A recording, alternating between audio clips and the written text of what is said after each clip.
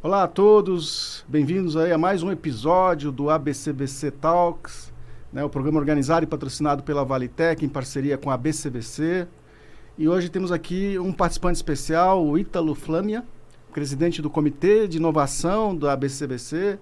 Ele que já atua há mais de 20 anos em inovação, ele é conselheiro de empresas, advisor sobre o processo de implantação de inovação nas empresas.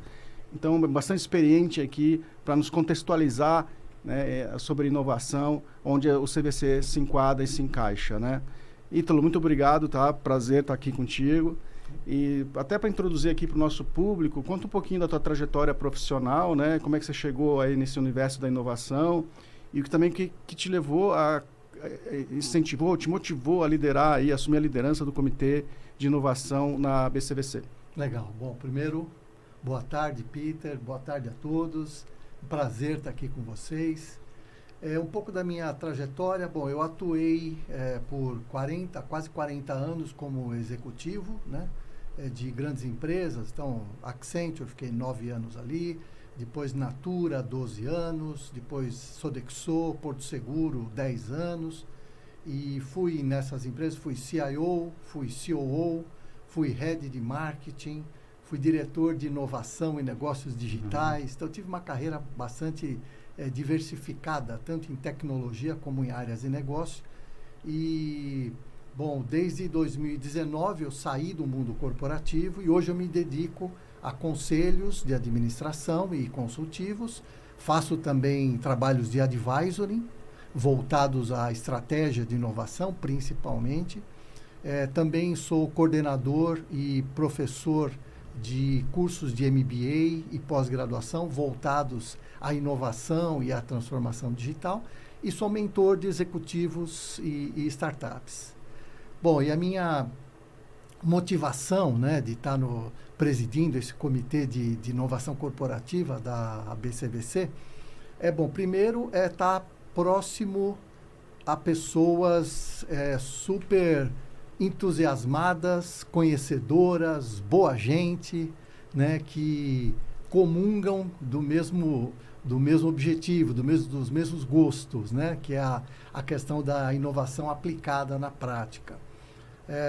Segundo, também porque é um local, um território que eu aprendo muito, né, porque a gente tem pessoas com perspectivas, né, diversas, né, em empresas diferentes. Então, ali a gente troca muita informação e é um campo bom para se aprender, né? E eu acho que também porque tem uma questão de ajudar a construir o ecossistema, né, de inovação, ou a desenvolver o ecossistema de inovação do nosso país. Muito bom, muito bom. Eu acompanhei um pouco dessa trajetória na Porto Seguro, né, quando vocês criaram lá o Oxigênio, né, a iniciativa do Oxigênio. E eu lembro bem que na época também você era CIO lá, né, o acumulava a função de CIO, exato, né? É bem bacana. Eu lembro de algumas matérias, lembrei agora, tá? Bacana, parabéns. Legal. E aí nessa trajetória profissional, né, que pontos de virada, né, te marcaram mais aí a forma de pensar sobre inovação, assim? Quais foram os pontos de virada chaves que te conduziram mais para o caminho da inovação e também que experiências pessoais você tira desse contexto, né, desses pontos de virada para agora a atuação como líder do comitê da BCBC de inovação? Legal. Bom, eu atuo em inovação há quase 20 anos, né? Então passei por várias jornadas de inovação na minha trajetória profissional, mas eu destacaria acho que 3 grandes momentos, né? Um primeiro momento foi a criação de uma MVNO, né, Mobile Virtual Network Operator, na empresa anterior que eu trabalhava, na seguradora. Foi um movimento de forte intraempreendedorismo, né, não existia referência no mercado, e a gente resolveu, meio que contra a maré, criar uma operadora de celular dentro de uma seguradora, uma coisa não muito comum, né, como eu falei, sem referências, né. Então, ali foi um exercício meio que de remar contra a maré mesmo, né? Muitas resistências naquele momento, mas a gente tinha um propósito claro que era agregar, fidelizar o nosso público, o nosso segurado, né? E também reduzir custos através de uma de uma operadora de celular, né? Porque nós somos, né? Fomos, né? Muito heavy users desse tema de celular, né? Acho que um segundo ponto importante também dentro da mesma empresa, a criação da Oxigênio Aceleradora, que você mencionou, que realmente era uma máquina de produzir inovações para a empresa, inovações de vários tipos, né? Desde eficiência até novos modelos de negócio mesmo. E ali o interessante foi criar um mecanismo que afetasse, mexesse, né? Influenciasse a cultura da empresa. Muito mais do que gerar projetos, né? Era também mexer na cultura da empresa. Eu lembro quando eu fui criar a Oxigênio, dizendo isso para o meu chefe, né, o presidente, e ele falou, mas você está dizendo que nós não somos inovadores? Né? E eu falei, será que somos estruturalmente inovadores? Ou será que nós temos crachás, né, pesados, fortes, né, ou patentes, que mandam a inovação acontecer? Isso é diferente, fazer projetos de inovação é diferente de ser uma empresa inovadora. E é isso que a gente trabalhou muito com o Oxigênio, era criar uma empresa estruturalmente inovadora. Eu acho que um terceiro grande momento nessa trajetória de inovação que me marcou foi quando eu saí do mundo corporativo. Até então eu fazia muita inovação para um contexto específico, né? Para a empresa que eu trabalhava. E nesse momento eu comecei a trabalhar com inovação em várias empresas de vários segmentos, com várias necessidades, com públicos diferentes. Então, a diversidade, né? E até a autenticidade maior, né? Que você tem numa carreira solo, né? Então, para mim, foi um terceiro momento importante da minha carreira, minha jornada em inovação. Bacana, hein? Bacana. E como isso, de uma certa forma, acaba influenciando agora esse papel de liderança do Comitê de Investimentos na BCBC? Uhum. O bom é que eu acumulei, né, uma experiência bastante interessante, né, e consigo trocar bastante bem com todo mundo, orientar, dar ideias, e é assim que a gente cresce como grupo, né? Cada um trazendo as suas experiências, as suas perspectivas, né, e crescemos todos, aprendemos o tempo todo, toda hora, né? Bacana, bacana. Então, vamos falar um pouquinho desse comitê, né? Como é que ele está estruturado, né? Qual o papel principal dele, né? Então, me parece que são dois subcomitês, né? Um focado em inovação mais disruptiva, né? E outra inovação para ganho de eficiência, não é isso? Conta um pouco para a gente aí como é que é a estrutura e como é que funciona o comitê. Legal. Bom, então, é o Comitê de Inovação Corporativa, né? A gente tem vários comitês na ABCDC. Esse comitê ele foi criado para trabalhar o que vem antes do CVC, né? Que é a estratégia de inovação. Perfeito. E conectar a estratégia de inovação à estratégia corporativa. Quer dizer, logo a gente está falando com um público de alto nível, com o board da empresa, né? Vendendo para a empresa o porquê ela tem que inovar, à luz dos seus desafios estratégicos, né? Depois vem os instrumentos de inovação, né, para materializar a inovação. O CVC é um deles, o CVB, ou parcerias com universidades, programas internos, qualquer que seja o programa de inovação que venha a seguir, né? Mas primeiro a gente fala da estratégia de inovação amarrada à estratégia de negócios, né? Esse é o nosso foco. Legal. E a gente tem 2 grupos de trabalho dentro do nosso comitê. Um grupo de trabalho que trata de inovação para eficiência operacional e um outro para inovações disruptivas. Por quê? As empresas têm diferentes desafios, né? Dependendo do setor de atuação, do tipo de negócio, do mercado que concorre, do porte, do modelo de gestão, enfim. E não dá para a gente tratar a estratégia de inovação de uma forma única, né? Tem que ter sabores especiais, e a gente criou esses 2 grupos porque é diferente você criar um programa, uma estratégia de inovação para uma empresa que precisa ganhar eficiência operacional, né? Que está num mercado muito competitivo, em que briga por preço, por margem, né? É diferente de você fazer um programa de inovação para uma empresa que está num movimento de expansão, né, de criar novos produtos, novas linhas de receita, novos modelos de negócio. Então, são coisas diferentes, por isso os 2 comitês.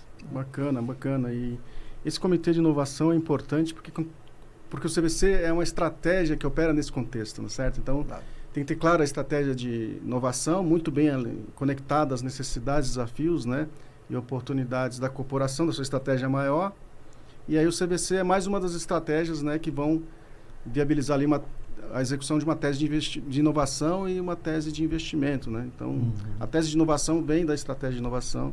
Exato. E a tese de investimento de um CVC é desdobrada, né, dentro da tese de inovação da corporação. Então, essa contextualização e adequação de fit estratégico é fundamental, né? Então, é a inovação que dá o contexto, né, para direcionamento de toda a estratégia de CVC. Muito bom, tá? Então, acho que dá fundamento, né, e dá base sólida para a atuação de todos os CVCs, ter uma estratégia de inovação muito bem definida, né? Muito bom.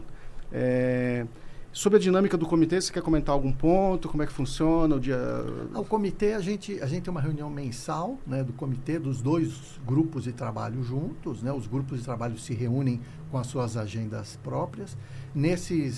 Nessa reunião mensal com os grupos, a gente procura trazer conteúdos externos, né?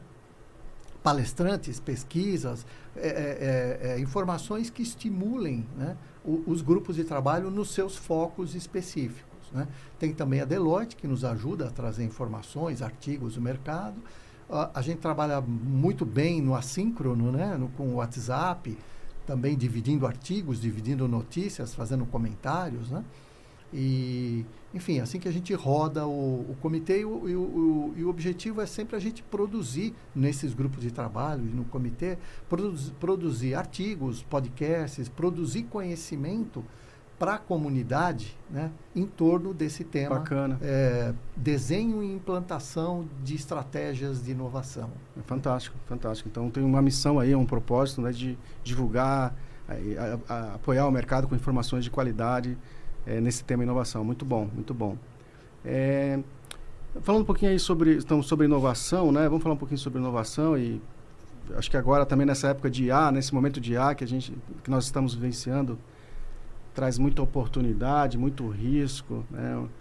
E muita necessidade de adaptação rápida das corporações, seja em eficiência, seja em disrupção, né? Então, eu nunca vi uma tecnologia tão disruptante, ou tão disruptora como é a IA. Eu também trabalho com tecnologia há cerca de 30 anos, né? Comecei mais em inovação na Fundação CERT, no Instituto de Pesquisa e Desenvolvimento lá de Santa Catarina. E ali que eu comecei a acompanhar com mais carinho, né, inovação, tecnologia, e já acompanhamos várias ondas, né, desde a internet, que foi uma das mais marcantes aí nos últimos 30 anos, ali na década de 90. A mais recente blockchain, e inúmeras outras, mas eu nunca vi nada igual em termos de potencial de disrupção, né? Não é uma onda, é um tsunami, né? É um tsunami, tá? Então é impressionante.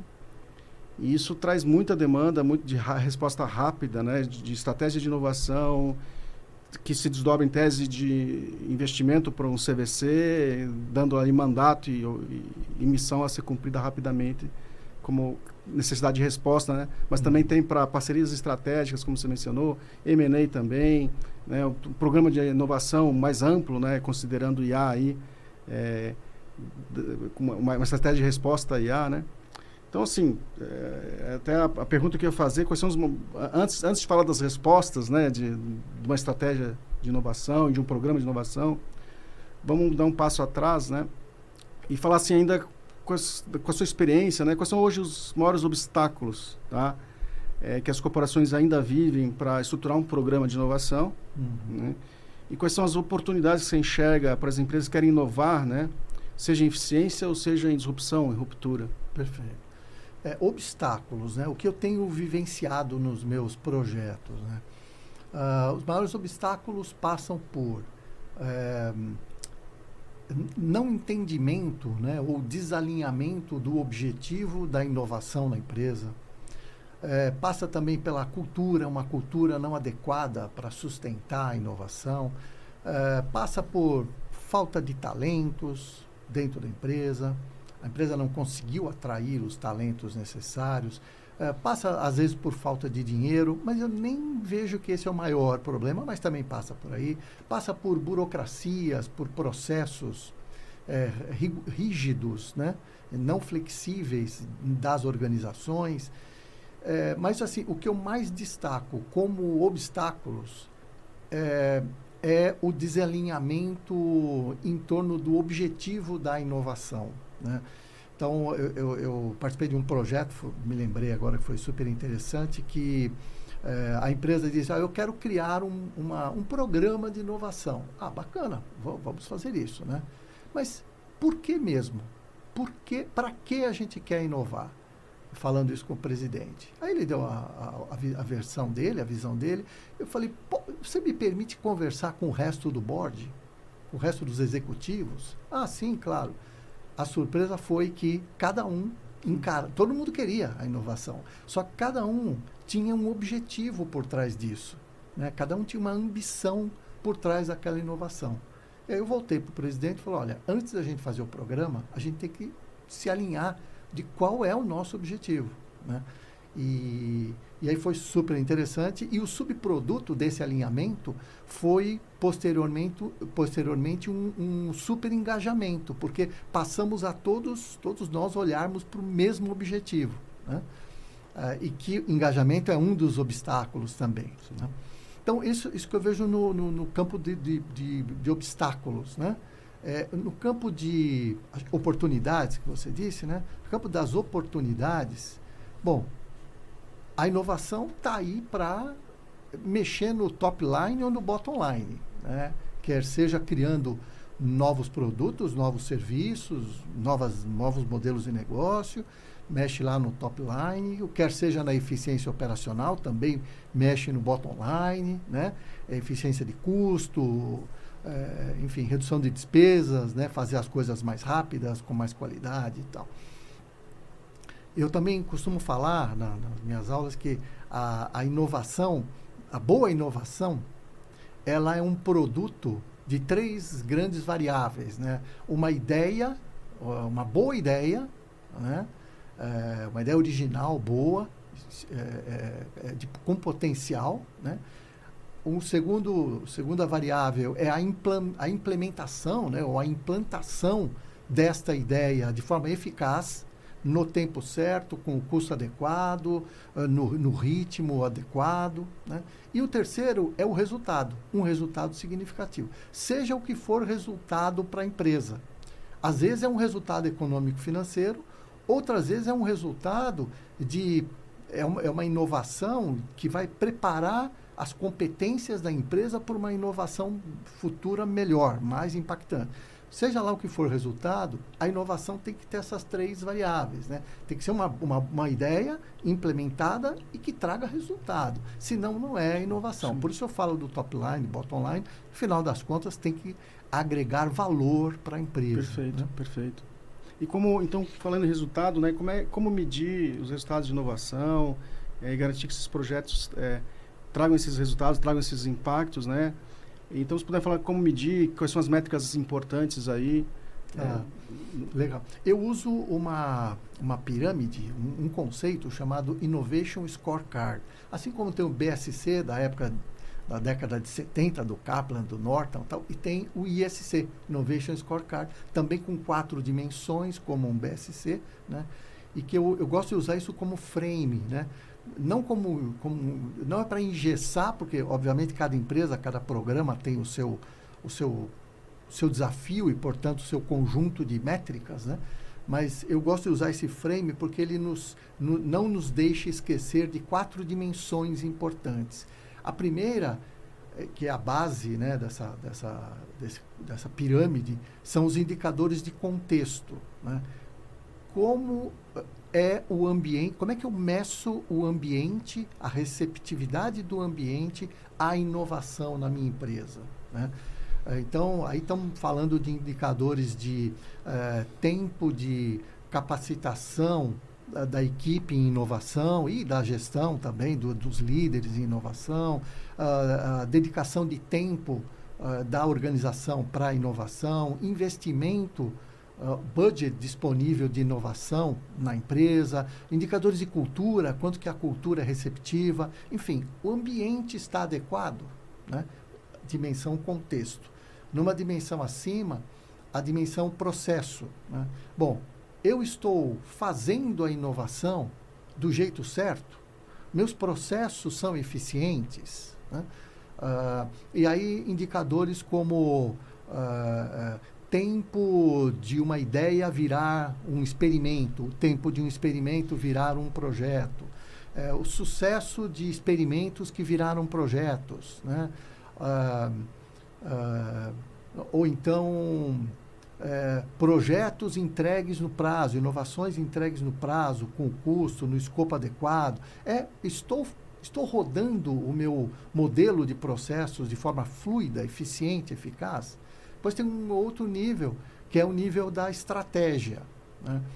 Bom, eu fiz a minha estratégia de inovação, defini a minha ambição, né? Os meus objetivos, meus pilares estratégicos da inovação. Agora é hora de eu medir se isso que eu estou fazendo, né, que eu estou executando de inovação, se atende à minha estratégia.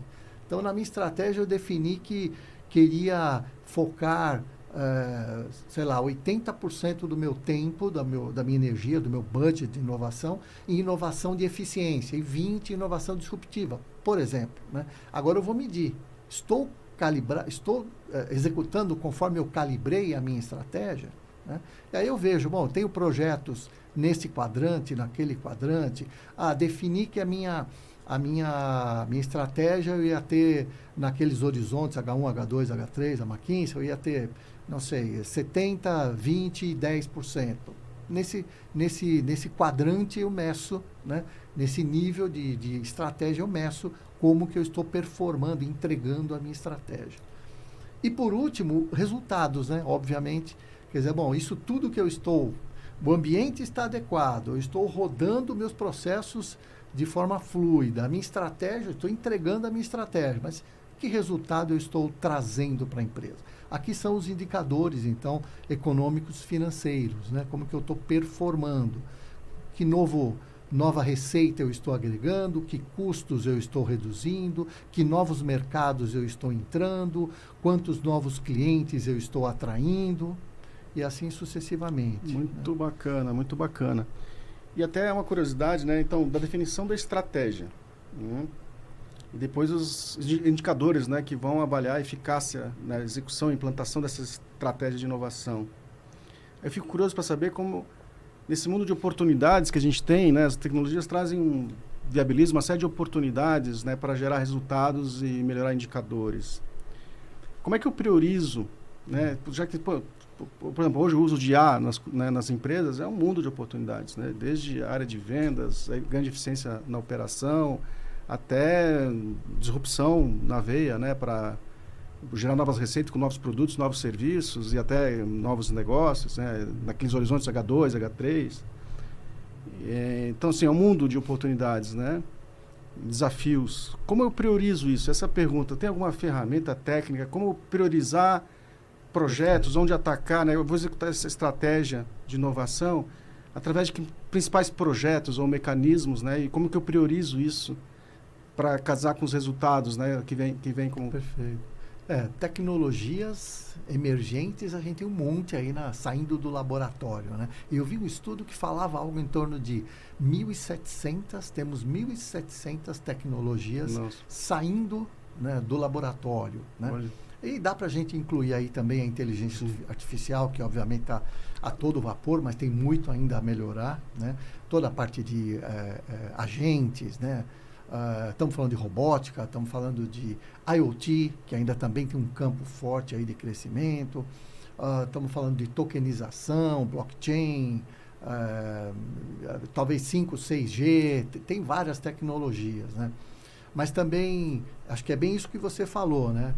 É um campo do que eu posso fazer, que tecnologias eu posso usar. Mas também, pela minha experiência, aí é um terreno minado. Porque, teoricamente, eu posso fazer tudo, mas só que a gente tem limitações de recurso, budget financeiro, né? de recursos humanos, de atenção executiva para se dedicar a esses vários projetos. Então, não é uma questão do que eu posso fazer, é o que eu devo fazer. E o devo fazer tem um filtro, né? Tem uma lente de consciência, de priorização, de seleção, né? E aí, de urgência também, né? Urgência. Né? Então, aí o que eu costumo fazer é um conceito que a gente chama de radar e farol. Quer dizer, eu vou no mercado, vejo todas as tecnologias que tem, que podem ser interessantes para o meu negócio, hoje e futuro, que eu posso estar no movimento de expansão de negócio, priorizo essas tecnologias, né? E vou fazendo filtros até em algum momento decidir o que eu faço, o quanto eu invisto em cada uma dessas tecnologias, né? E é legal que isso você cria um mapa, né, de calor, que você sabe, opa, essa tecnologia, pelo meu negócio, pela minha necessidade, eu tenho que perseguir. Computação quântica, por exemplo, né? É algo que se fala, mas ainda não tem muitas aplicações práticas, né? Então, mas isso me interessa no meu negócio. Perfeito. Então, eu vou acompanhar essa tecnologia. Talvez não seja o momento de eu fazer ainda uma POC, mas eu vou acompanhar. Como? Com quanto de energia, né? Com quanto de recurso financeiro, humano, como, que fóruns eu devo estar, que ecossistemas eu devo estar. Então, é um plano de ação para cada tecnologia. Por outro lado, IA não, essa talvez eu tenha que trabalhar bem. Aliás, IA é um grande impactante no modelo de gestão de inovação, porque toda a cadeia do processo de inovação, eu consigo aplicar IA de alguma maneira ali, fortemente. Então, costumo dizer lá também nas minhas aulas, para que você precisa de uma área de inovação? Como provocação, é claro. Sim, né? sim. Você não precisa mais de uma área de inovação. A IA faz por você. Claro que é um exagero, mas é para dizer que a área de inovação, como a gente conhece hoje, não vai existir mais, né? Nós vamos ter que rever isso. Mas, assim, então essa questão da tecnologia, eu também vejo assim, tem que priorizar, né? Mas também não é uma decisão individual. Em geral, é a combinação de tecnologias que se torna exponencial para a empresa. É quando eu combino a IA, com a IoT, com uma tecnologia de realidade aumentada, né? Isto pode ser importante. Então, a combinação da tecnologia passa a ser muito importante para que você tome uma decisão, de novo, consciente e selecione as suas batalhas, né? Porque você não vai conseguir ter energia para acompanhar. Então, dentro da limitação de recursos, né, você tem que priorizar projetos e ações dentro daquilo que impactam o teu negócio, né? Impactam a corporação de uma forma mais forte, seja em resultado, ou seja em defesa também. Muitas vezes você faz inovação para defender, né? Market share, receita, otimizar custo, né? Também como uma estratégia de ganho de produtividade para poder manter market share e melhorar margens, né? E sabe que uma coisa, desculpa, e tem uma coisa legal, esse farol, né? Farol de investimento em novas tecnologias, leia-se investimentos, não só dinheiro, mas energia interna, gente, né? É legal porque é um bom instrumento para você combinar, para o líder da inovação, o líder da tecnologia, combinar com o head, o board da empresa, né? Onde está sendo investido o seu dinheiro de inovação tecnológica, por exemplo, né? Então, calibra bem e cria um fluxo, né, de comunicação fluido entre quem está lá mexendo com a tecnologia, que em geral é encarado como alguém que, os caras falam uns bytes ali, eu não entendo bem, né, com o board da empresa. A empresa tem noção clara de onde estamos botando o dinheiro e que tipo de tecnologia a gente está perseguindo. Aí por quê, né? Bacana, bacana. Então, falando nessa mesma linha, né, já que você mencionou tecnologia, quais são as grandes tendências ou tecnologias emergentes que você, com certeza, colocaria na agenda de qualquer executivo hoje, assim? Como tem muitas, né? Me citam 3, pelo menos, que tem que estar obrigatoriamente no radar dos executivos hoje? Uhum. Bom, inteligência artificial não tem a menor chance de você ficar fora dessa jornada de implantação de IA na sua empresa. Claro que com governança, com segurança, com ética, com todos os atributos de governança necessários, mas usar a IA, né? E usar menos como playground dentro da empresa e mais focando no que realmente a IA vai trazer de benefício para a empresa, né? Para os seus processos e tal. IA é uma delas, né? Eu gosto muito de IoT também, mas é que talvez um pouco viciado pelos projetos que eu estou fazendo, que tem uma questão de aplicação forte de IoT. Então, mas isso obviamente depende muito do setor de atuação do negócio, né? Mas a IoT acho que é uma que vai crescer muito, inclusive com questões da evolução de 5G, 6G, isso tende a aumentar. Quando a gente fala de Smart Cities, né? Também, então o uso de IoT vai explodir, né? E quando a gente fala a combinação de tecnologia, quando a gente fala de IoT com IA, é a IA na ponta, lá no equipamento da ponta, né? A ponta com inteligência, a ponta, né? O sensor com a inteligência artificial, né? Depende do setor. Biotecnologia, né? A gente pensa em nanotecnologias e tecnologias que afetam o setor de saúde, né? Principalmente. Eu acho que tem uma forte aplicação aí, terá um forte crescimento daqui para frente, né? Bacana, bacana. Tem um mundo de inovações acontecendo, né, em health techs, né, biotecnologia, tecnologia de saúde. Às vezes isso não passa no radar porque não é diferente da tecnologia de informação e comunicação que nos impacta mais rápido. Todo mundo tem seu celular, tem agora os agentes. O mundo de TI, né, vamos dizer, tecnologia da informação e comunicação nos afeta diariamente, mas tem uma revolução, né, tecnológica acontecendo em saúde, né, em biotecnologia que vai transformar nossas vidas, né? Tecnologia de materiais, né? Novos materiais. Bacana.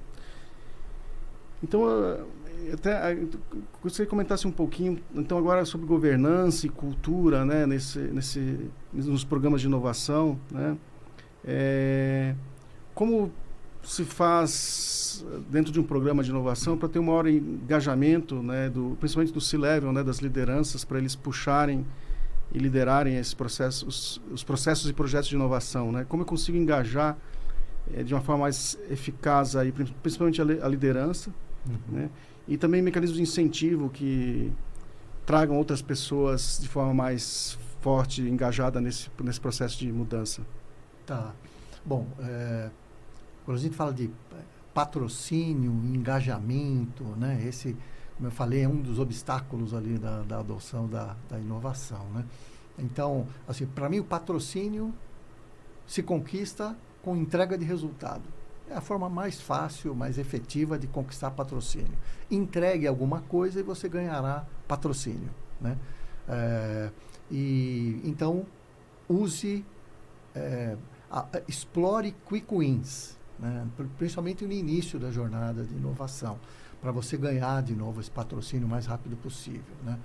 A questão do engajamento dos demais executivos nessa jornada de inovação, né? Que no início existe uma tendência de reação negativa, né? Pô, quem são esses caras aí de inovação que vêm aqui mexer no meu processo, mexer no meu produto? Eu que conheço isto, né? Então, assim, tem uma resistência. Então, temos que buscar engajamento, né?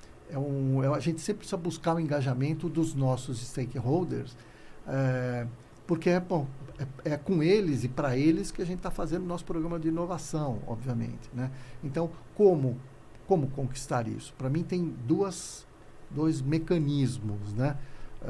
De novo, pela minha experiência, né? Você tem que trabalhar, primeiro, a conscientização, né? Fazer com que aquele stakeholder entenda por que a inovação é importante, por que com aquele sabor, daquele tipo, agora, mas é entender o porquê da inovação, um movimento, e o outro movimento é a capacitação, é torná-lo capaz de contribuir no processo de inovação. Porque você pode ter resistências ou desengajamentos por esses dois motivos, né? Pô, eu sou super capaz de inovar, mas eu não entendo por que eu estou precisando inovar nesse processo, nesse produto. Ou então, pô, eu até sei por que preciso inovar, mas eu não sei como inovo. E eu me desengajo por um motivo ou pelo outro. Então, o head da inovação precisa trabalhar esses dois pilares o tempo todo, a conscientização e a capacitação, né? Então, falando um pouco de cultura, né? Eu acho que a cultura acho que é o grande elo dessa questão, né? Você, por um lado, o seu programa tem que ser muito eficaz com relação aos processos, seu processo de inovação tem que ser claro, transparente, fluido, né? Que é o como eu inovo. Mas tem a cultura, que é o que me habilita a inovar, né? É o que gera um ambiente com segurança, né, que me permite inovar, né? Então, trabalhar essas duas questões é super importante. E se você trabalha a cultura, né, você, primeiro, assim, eu acho que o head desse programa transformacional, que é o head da inovação, não deixa de ser uma grande transformação na empresa, ele nunca pode se colocar como refém da cultura. Ah, não, essa empresa, essa cultura é forte. Essa cultura vem lá da matriz. Ah, não, isso daqui não dá para mudar, esse é atributo de cultura. Dá, sempre dá. E o bom é que tem técnicas para você mexer nos atributos de cultura da empresa para que a cultura seja propícia à inovação. E interessante, a cultura, ela tem dois papéis, né? Ela é um estimulador da inovação, né? Uma boa cultura da empresa estimula a inovar, e ela também é um subproduto da inovação. Eu, inovando, eu crio atributos de cultura. Por exemplo, a cultura de experimentação.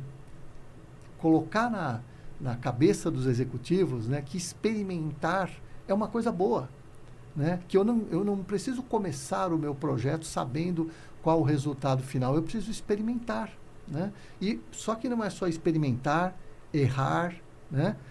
Experimentar, errar, aprender, né? É esse ciclo virtuoso de experimentação, falha e aprendizado, né?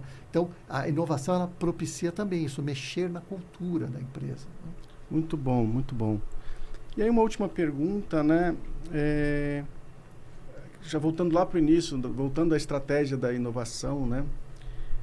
Como é que hoje se conecta o desdobramento de uma estratégia de inovação a partir do plano estratégico, da visão estratégica da corporação e as suas demais estratégias, né? Então, tem corporações que já têm um planejamento estratégico, uma gestão estratégica bem estruturada, tem várias estratégias de negócio, e uma delas ali vai ser a da inovação, né? Para buscar lá a visão de futuro, os grandes objetivos, os macro-objetivos da corporação.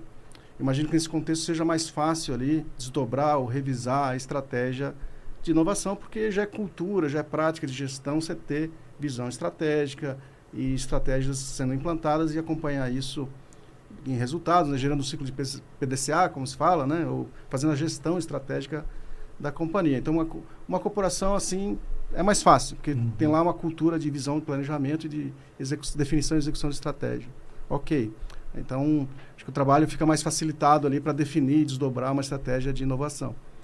E numa corporação, a minha curiosidade é uma corporação que não tem essa visão estratégica, essa cultura de gestão estratégica, não tem essa cultura de visão e de objetivos, estratégias de médio e longo prazo para se chegar lá a macro resultados, de posicionar a corporação, né, em negócios portadores de futuro ou em cenários ali onde ela está melhor posicionada, né, num ambiente competitivo de negócio e também totalmente diferente no contexto de inovação, né?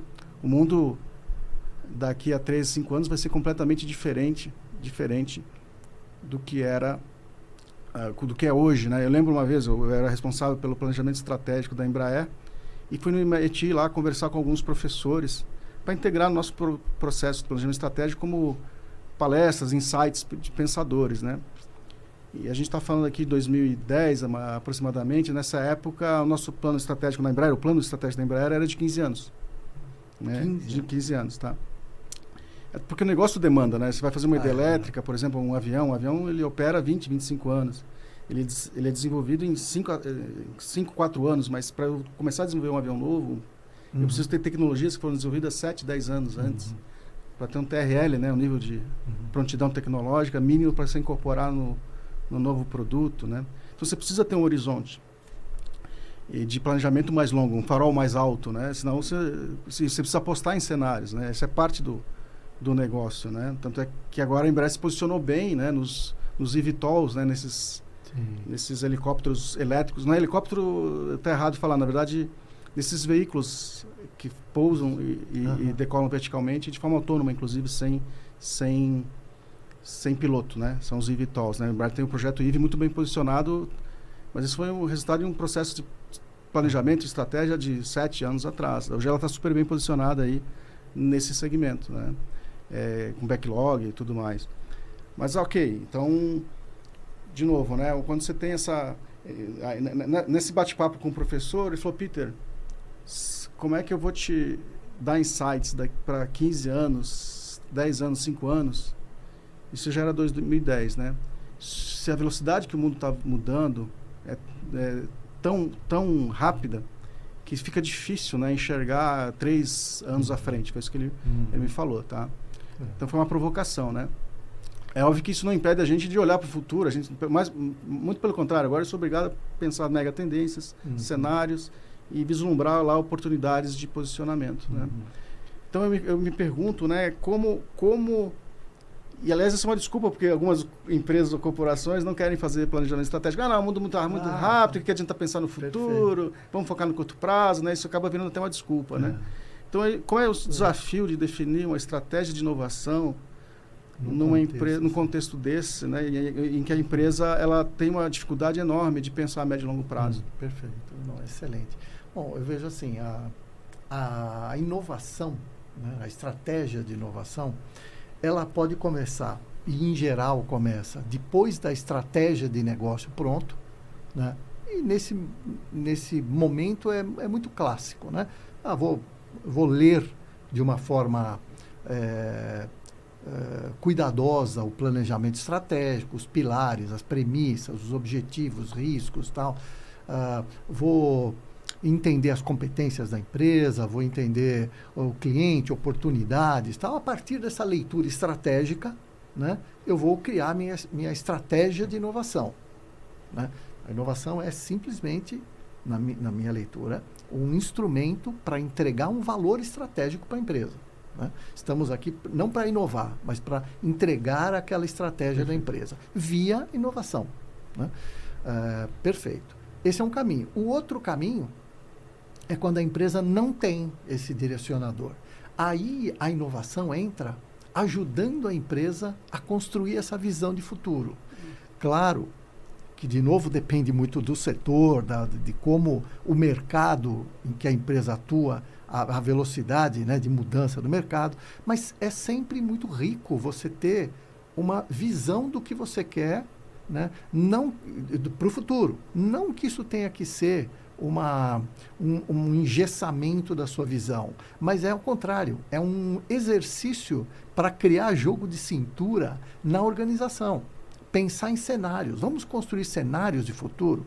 E se acontecer isto? E se acontecer aquilo? E se entrar um novo concorrente?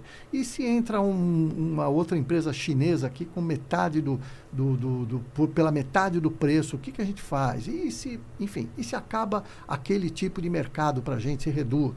Exercícios, né, de cenários estratégicos. A inovação pode propor isto, tem instrumentos para isso. Por exemplo, fazer um foresight estratégico.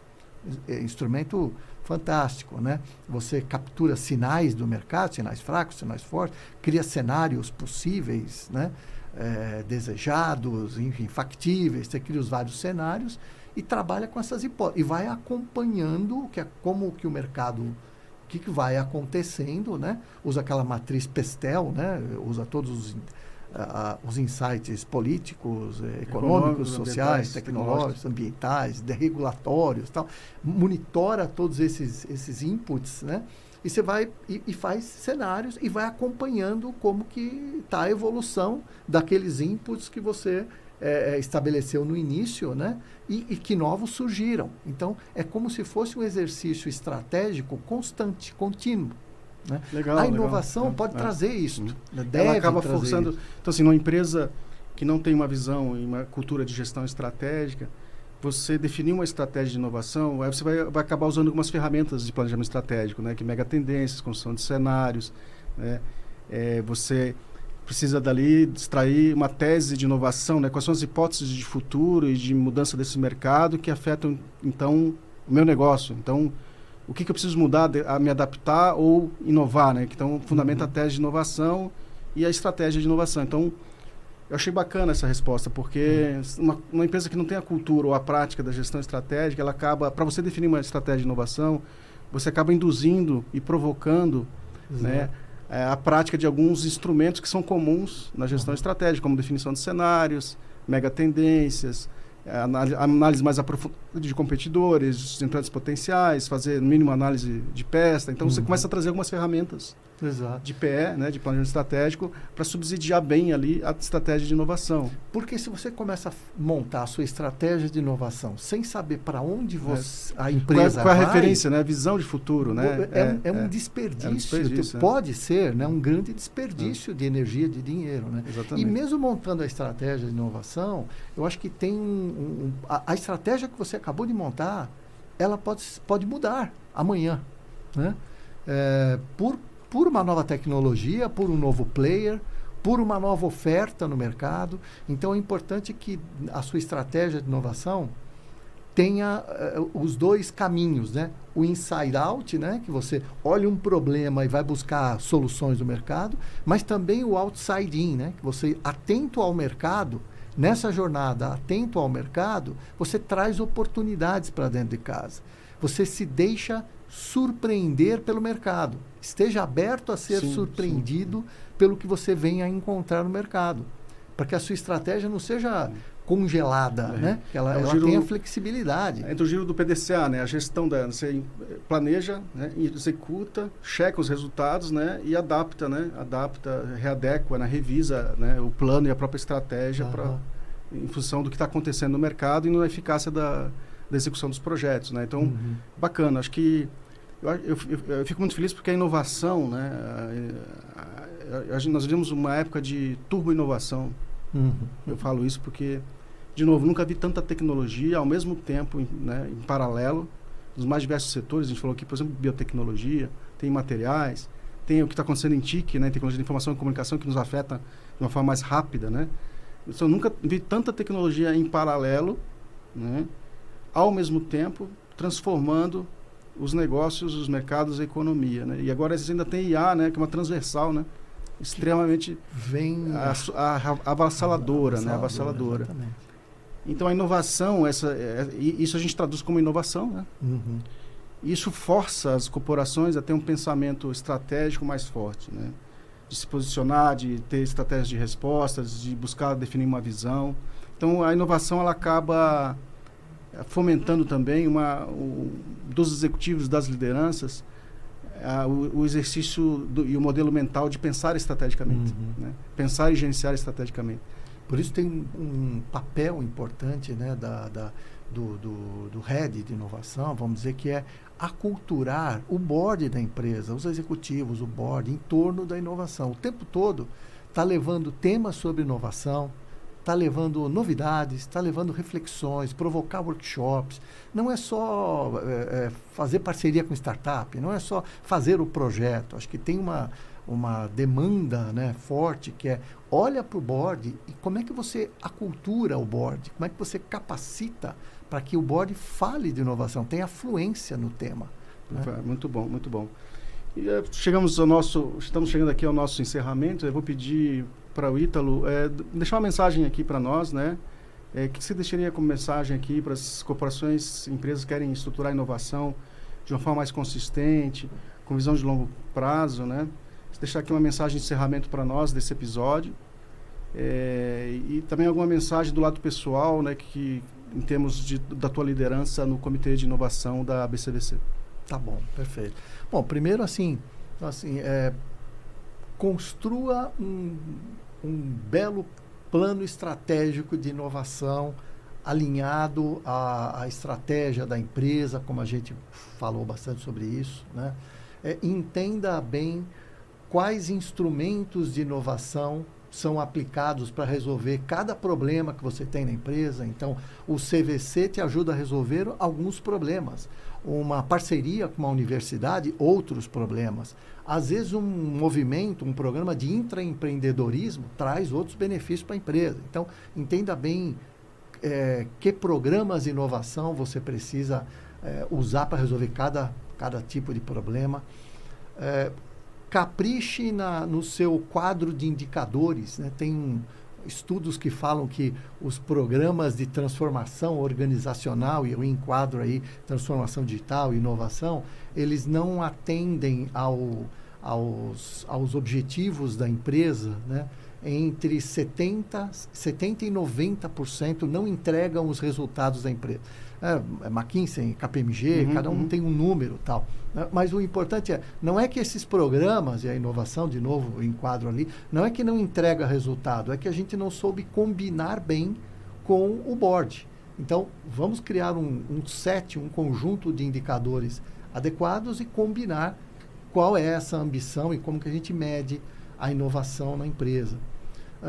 Também entender bem o seguinte: a gente fala muito de Open Innovation, só que Open Innovation não significa somente trazer insights, perspectivas de fora, mas sim conciliar com os talentos que a gente tem dentro de casa, e temos muitos, em geral, temos muitos, é que a gente eles acabam estando escondidos da empresa. Então, identificar bem esses talentos e, em parceria, recursos internos, talentos externos e externos, né?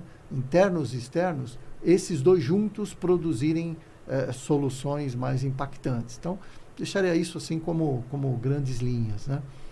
E, bom, e do ponto de vista... Do lado pessoal, né? Do lado pessoal, puxa, adoro fazer parte da BCVC, né? Porque eu acho que é um território onde a gente discute com pessoas também interessadas no tema, a gente aprende, como eu falei, né? E o legal é que a gente está realmente ajudando empresas, ajudando ao Brasil e as empresas, e eu diria até as médias empresas no Brasil, até muito mais, né? Porque talvez não tenha tanto acesso à informação, tanto acesso a cases, né? E porque tem um contexto de gestão mais específica, mas até as médias empresas, eu acho que o nosso papel é fundamental, sabe? Para quem é protagonista no tema inovação, focar nas médias empresas, porque é aí que a gente vai ajudar o Brasil a ser um player forte em inovação no mundo, né? Ajudando também essas empresas.